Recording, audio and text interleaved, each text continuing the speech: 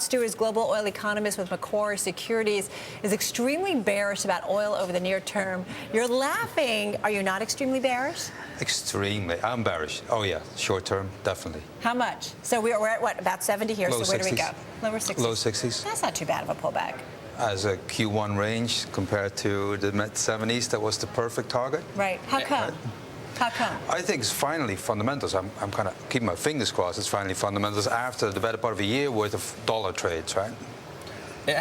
Does a lot of it have to do with the dollar there? Because we were talking with Julie earlier about commodity investors. They didn't seem to be too concerned about the dollar or the unwinding of the carry trade. Do you think that's the #1 red flag here?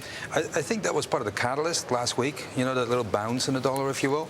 But oil is now beginning to move a little bit separate from the dollar, separate from the Dow Jones, beginning to trade its own fundamentals, and that's what we've been saying. Once you start trading those fundamentals, look out below. Because the fundamentals not so great, are they? They're bearish. They're bearish. Very, very bearish.